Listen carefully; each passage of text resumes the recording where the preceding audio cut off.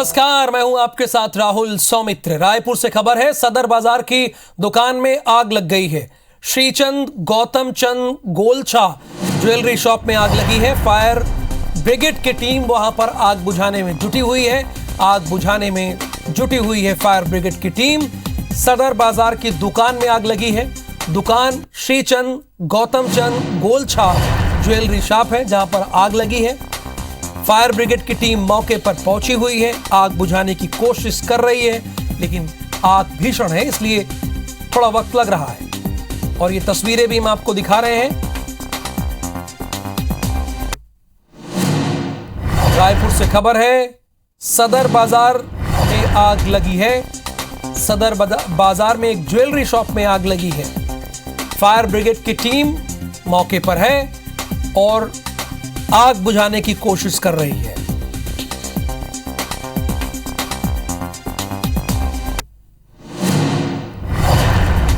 ये तस्वीरें भी आप देख रहे हैं। फायर ब्रिगेड की टीम यहां पर मौजूद है।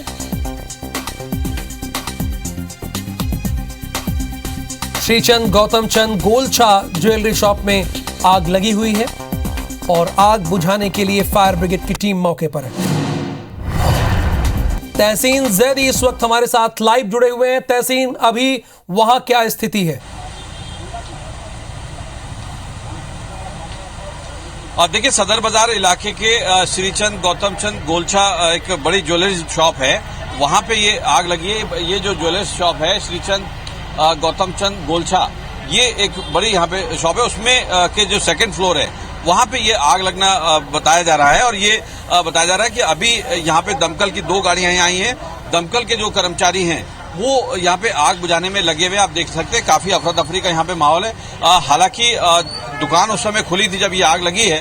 तो हालांकि जो ऊपर बताया जा रहा है कि सेकंड फ्लोर में वहाँ पे उनका ऑफिस है और वहाँ फ्रिज वगैरह और कुछ इलेक्ट्रॉनिक आइटम वहाँ पे रखे हुए हैं, जिसकी वजह से ये आग लगना यहाँ सामने आया है। लेकिन हालांकि हम यहाँ के जो ज्वेलर्स के मालिक हैं, हम उनसे बात करने की यहाँ पे कोशिश करते हैं कि ये आग लगी कैसे और कब इनको सूचना लगी थी। आपको कब सूचना हुई और ये आग लगने के कारण अभी क्या समझ में आ रहा है?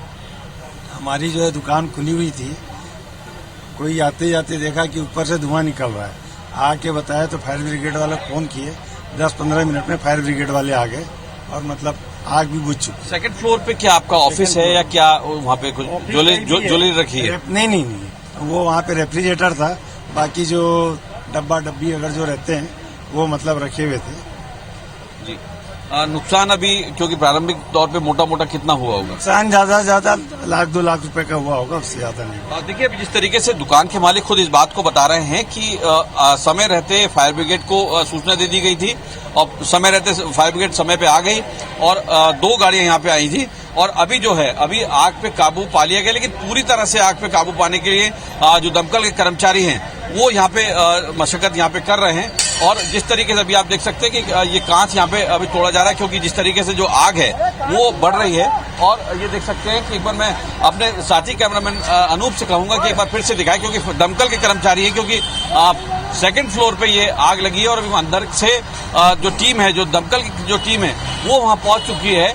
और क्योंकि सदर बाजार एक ऐसा इलाका है कि काफी सकरा है, तो इसलिए पुलिस ने जो यहाँ का जो आवागमन है बड़ी गाड़ियों के लिए अभी कोतवाली चौक से लेके तहसीन लगभग सभी जानकारी दे दी, यानी सारी जानकारी दे दी है। ट्रैफिक को भी रोक दिया गया। एक तो फायर ब्रिगेड की टीम ने आग पर काबू पा लिया है, ये एक। दूसरी बात, आपने वहाँ के मालिक से बात किया, उन्होंने भी कहा कि ज्यादा से ज्यादा हमारा 1-2 लाख रुपए का नुकसान हुआ है। बहुत शुक्रिया इस जानकारी के लिए आपका। अब आगे बढ़ते हैं खबरों में। अपने दर्शकों को भिलाई लिए चलेंगे। भिलाई रायपुर नेशनल हाईवे पर चलती कार में आग लग गई। दुर्ग से रायपुर की ओर जा रही कार में 4 लोग सवार थे। शॉर्ट सर्किट की वजह से आग लगी। इस आग में महज 10 मिनट के भीतर ही कार जल गई। कार को ऐसा जलता देख स्थानीय लोगों ने तुरंत फायर ब्रिगेड को सूचना दी, जिसके बाद आग पर काबू पाया गया।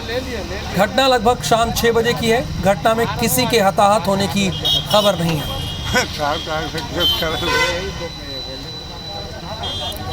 चंद मिनटों में ही आग लग गई। शॉर्ट सर्किट की वजह से आग लगी है। कार सवारों ने कूदकर अपनी जान बचाई है।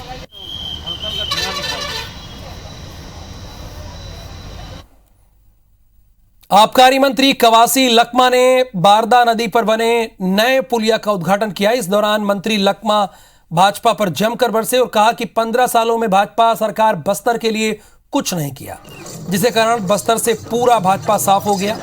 केदार कश्यप 15 साल तक बस्तर में मंत्री रहे, लेकिन आदिवासियों के हित में कुछ नहीं सोचा। आज बस्तर के संवेदनशील क्षेत्रों में सड़क, बिजली और स्वास्थ्य सुविधाएं पहुंच रही हैं। आज ग्रामीण सरलता से आवागमन कर रहे हैं। यह इस बात का प्रमाण है कि जिले का विकास हो रहा है, यहाँ के ग्रामीणों का विकास हो रहा है। आभार व्यक्त करने में यहाँ के सरपंच श्री नाथ जी को इस क्षेत्र में जो भी काम है बहुत तेजी से हो रहा है। इस क्षेत्र में विकास हो रहा है।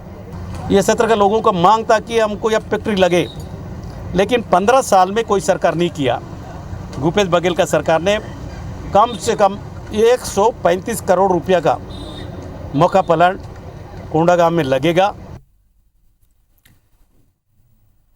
सरगुजा का अंत्याव्यवसायी विभाग आर्थिक संकट से जूझ रहा है। विभाग को बनाया इसलिए गया था कि ताकि समाज के अंतिम छोर तक विकास पहुंचाया जा सके, जिसके चलते विभाग ने अनुसूचित जाति, अनुसूचित जनजाति, सफाई कामगार, अल्पसंख्यक और पिछड़े वर्ग के लोगों को रोजगार के लिए लोन बांटे। मगर आज विभाग को करीब 2.5 करोड़ से ज्यादा के लोन की वसूली नहीं हो पा रही है। लोन लेने वाले लोग लोन जमा करने में दिलचस्पी नहीं दिखा रहे हैं। सीईओ AK तिग्गा ने बताया कि लोन लेने वाले लोग ज्यादातर जनप्रतिनिधि हैं, कोई सरपंच, कोई पंच तो कोई जिला पंचायत सदस्य। ऐसे में कोई कठोर कार्रवाई का नियम नहीं होने से ऐसे लोग पैसे ही जमा नहीं कर रहे हैं। ऐसे में इस योजना से जरूरतमंदों को लाभ नहीं मिल पा रहा है।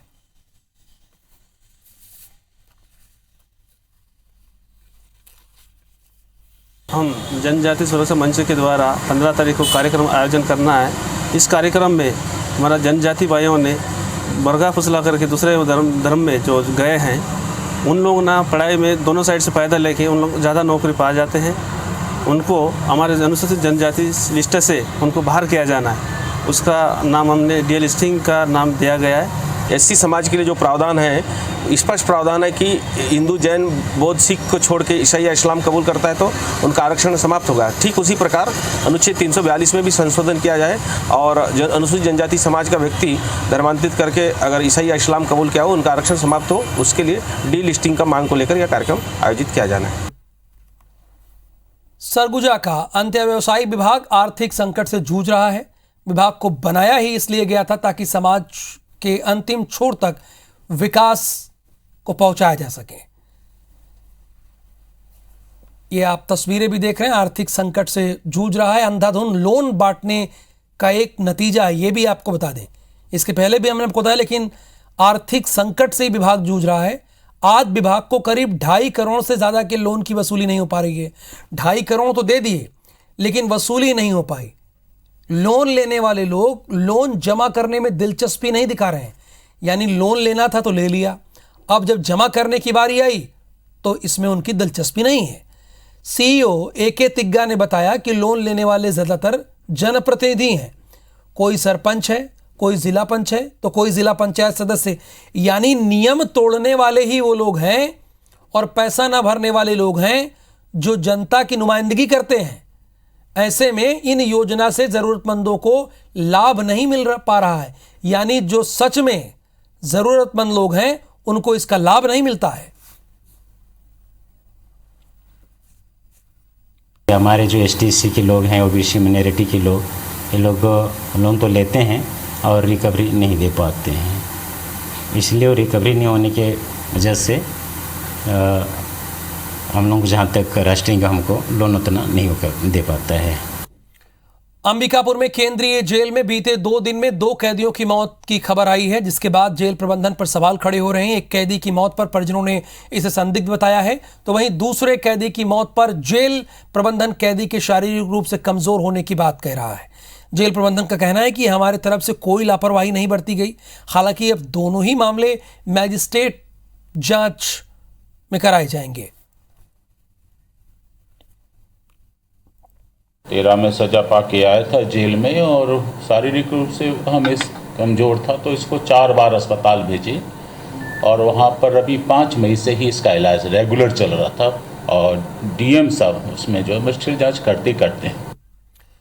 भोपाल लोकायुक्त टीम ने आज कोलार तहसील के राजस्व निरीक्षक अनिल मालवी और उसके एक साथी को 25,000 रुपए की रिश्वत लेते गिरफ्तार कर लिया। दरअसल सीमांकन और बंटवारे को लेकर राजस्व अधिकारी ने 30,000 रुपए की रिश्वत मांगी थी, जिसकी शिकायत के बाद एक्शन लिया गया। और अब देख लेते हैं बिग न्यूज। त्रिपुरा में बीजेपी ने विप्लव देव को हटाकर माणिक साहा को नया मुख्यमंत्री बनाने का फैसला किया है। बीजेपी विधायक दल की बैठक में माणिक साहा के नाम पर मुहर लगी है, जिसके बाद अब उनके शपथ ग्रहण की तैयारी है। बताया गया है कि साहा कल सुबह 11 बजे त्रिपुरा के नए सीएम के तौर पर शपथ लेंगे। राजस्थान के उदयपुर में कांग्रेस का चिंतन शिविर जारी है। अब इस शिविर में मांग की गई है कि चुनावों के वक्त पार्टी नेतृत्व मंदिर, मस्जिद, चर्च या दूसरे धार्मिक स्थलों में न घूमे। चिंतन शिविर में मौजूद कुछ सदस्यों ने यह प्रस्ताव रखते हुए कहा कि ऐसा करने से कांग्रेस के वोटर भ्रमित होते हैं और इससे सही संदेश नहीं जाता। मुंडका आगजनी हादसे में अब तक 8 मृतकों की शिनाख्त हुई है। एसडीएम ने जानकारी दी है कि इन 8 शवों का पोस्टमार्टम करके इन्हें इनके परिजनों को सौंप दिया गया है, जबकि 19 लोगों के डीएनए जांच होना बाकी है, जिसमें 1 हफ्ते तक का समय लग सकता है। उन्होंने कहा कि अभी तक आग लगने के कारणों का पता नहीं चल पाया है। श्रीलंका ने आज 12 घंटे के लिए देशव्यापी कर्फ्यू हटा लिया और कड़े प्रतिबंधों में भी ढील दी गई। इस बीच नए प्रधानमंत्री रानिल विक्रमसिंघे सरकार बनाने की कोशिशों में जुट गए हैं। सरकार ने आज सुबह 6 बजे से शाम 6 बजे तक कर्फ्यू हटा लिया ताकि लोग जरूरी सामान खरीद सकें।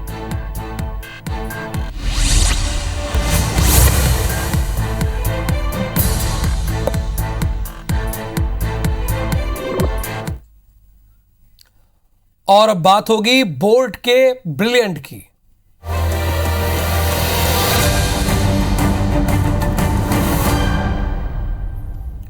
छत्तीसगढ़ माध्यमिक शिक्षा मंडल ने बोर्ड परीक्षाओं के परिणाम जारी कर दिए हैं। बिलासपुर के जयप्रकाश कश्यप ने 98.17 अंकों के साथ 10वीं बोर्ड में पूरे प्रदेश में दूसरा स्थान प्राप्त किया है। टॉपर जयप्रकाश से बात किया IBC 24 संवाददाता जितेंद्र थवाइत ने। सीजी बोर्ड के परिणाम जारी हो गए हैं। बिलासपुर के जयप्रकाश कश्यप ने 10वीं बोर्ड में सेकंड टॉप किया है। 98.17 अंकों के साथ जयप्रकाश दूसरे स्थान पर हैं पूरे प्रदेश में। हमारे साथ जयप्रकाश हैं, सीधे उनसे बात करते हैं। जयप्रकाश, सबसे पहले आपको बधाई IBC 24 की तरफ से। जी बहुत बहुत धन्यवाद। जयप्रकाश, किस तरह से ये सफलता आपने हासिल की है, कितना चुनौतीपूर्ण रहा है, किस तरह से संघर्ष और किस तरह से पढ़ाई आपने की तब जाकर ये सफलता आपको मिली है? जी टॉप 10 में नाम लाने के लिए बहुत ही मेहनत करना पड़ा और इसमें बहुत संघर्ष करना पड़ा। ज़्यादा स्टडी करना पड़ता था, तब जाके यहाँ नाम आया है। बिल्कुल, हर सफलता के पीछे एक मूल मंत्र होता है। आपका क्या कुछ मंत्र था? किस तरह से परिवार का सपोर्ट मिला? किस तरह से आपने एम सेट किया और ये सफलता हासिल की? जी मतलब मैं हमेशा से प्रैक्टिस ज़्यादा करता था और घर से भी पूरा सपोर्ट करते थे कि हमेशा मोटिवेट करते थे कि तेरा आ जाएगा, अच्छे से पढ़ाई करना ऐसा करके। तो मैं शुरू से सोच के रखा था कि टॉप 10 में इस बार लाना है। आपके पिताजी भी शिक्षा से ही जुड़े हुए हैं, घर में आपकी बहनें भी हैं, वो भी कॉलेज कर रही हैं। किस तरह से परिवार का सपोर्ट रहा? कितना उन्होंने मोटिवेट किया? किस तरह से मेहनत आपकी रही इसमें? जी उन्होंने मुझे समय समय पर मोटिवेशन दिए और जैसे कि कुछ भी क्वेश्चन मुझे नहीं बनता था तो दी भी मैथ्स वाली है तो मैं उनसे जाके कॉन्सेप्ट क्लियर कर लेता था। इस तरह प्रिपरेशन करते गया मैं। आगे अब आपका क्या एम है? आगे क्या कुछ आप करना चाहते हैं? किस फील्ड पे जाएंगे? आगे किस तरह से सब्जेक्ट आपने चयन करने का सोचा है? जी मैं 10th के बाद अब 11-12 में मैथ्स लेकर IAS की तैयारी करूँगा और इन फ्यूचर IAS बनना चाहता हूँ। मेहनत करने का जज्बा हो तो आसमान को भी छुआ जा सकता है। ऐसा ही कर दिखाया दुर्ग के तकियापारा सरकारी स्कूल की माधुरी सारथी ने। कॉमर्स ग्रुप में माधुरी ने 12वीं में 470 अंक हासिल कर मेरिट में अपना स्थान बनाया। माधुरी स्लम एरिया में रहती हैं, पिता रिक्शा चलाते हैं और मां झाड़ू पोछा का काम करती हैं। माधुरी के मेरिट में आने से पूरे मोहल्ले में खुशी का माहौल है। माधुरी ने अपनी कामयाबी का श्रेय परिवार और निःशुल्क ट्यूशन पढ़ाने वाली शिक्षिका को दिया है।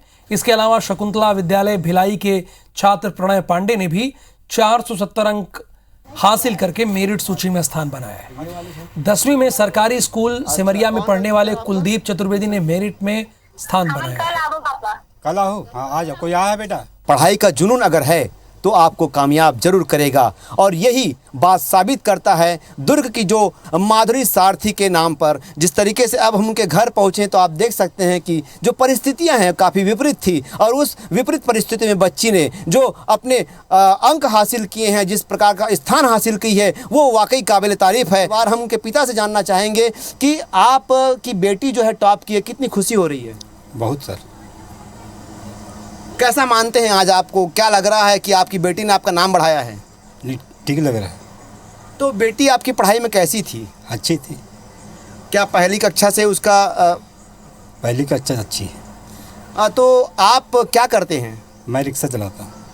तो आपने किस तरीके से बच्चे का लालन पालन किया है? कौन से स्कूल में पढ़ाया करते थे उसको? प्राइमरी।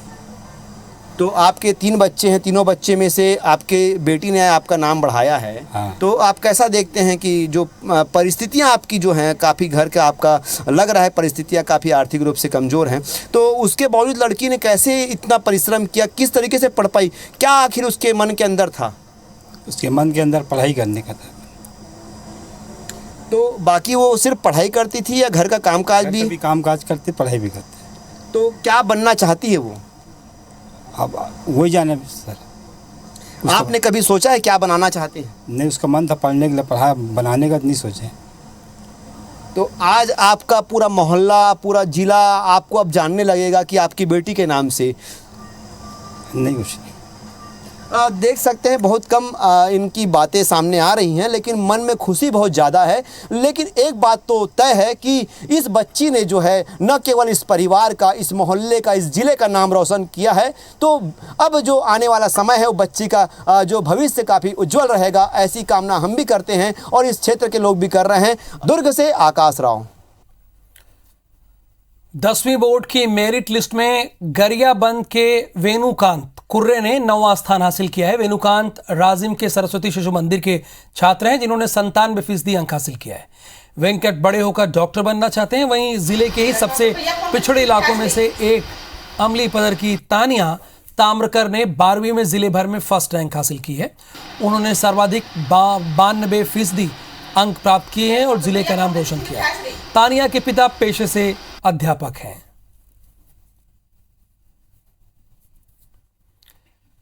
छत्तीसगढ़ के 10वीं बोर्ड परीक्षा में जशपुर जिले से 5 बेटियों ने टॉप 10 में जगह बनाई है। इसमें स्वामी आत्मानंद स्कूल में अध्ययनरत जिले की 2 बेटियों ने प्रदेश में 4था स्थान प्राप्त किया। सबसे दिलचस्प बात यह रही कि छत्तीसगढ़ राज्य का शैक्षणिक संस्थान संकल्प की 2 मेधावी बालिकाओं ने भी कड़ी मेहनत करके सफलता की ऊंचाइयों पर अपना नाम दर्ज कराया। जिले में लवाकेरा, कांसाबेल जैसे दूरस्थ ग्रामीण इलाकों के मेधावी छात्रों ने यह मुकाम हासिल किया। राज्य टॉप 10 की सूची में स्वामी आत्मानंद स्कूल की सौम्या यादव और साक्षी सिंह कुशवाहा का 4th रैंक, संकल्प शिक्षण संस्थान कुनकुरी की अनीशा एक्का का 9वां और विभा रानी यादव को 10वां रैंक मिला है। सरस्वती शिशु मंदिर पत्थल गांव की प्रियांश पाठक ने 10वां स्थान प्राप्त किया है।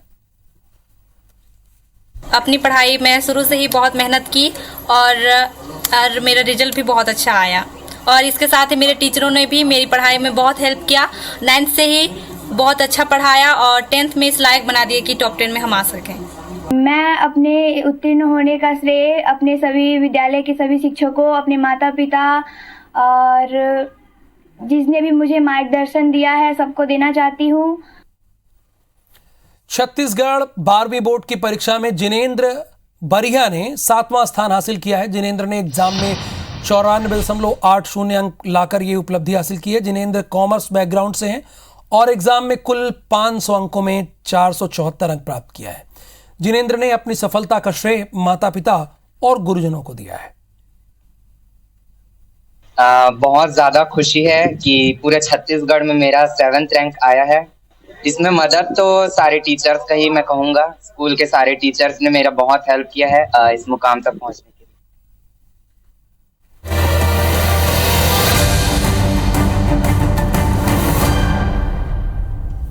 और इसके साथ ही इस बुलेटिन में फिलहाल के लिए इतना ही। आप बने रहिए IBC के साथ।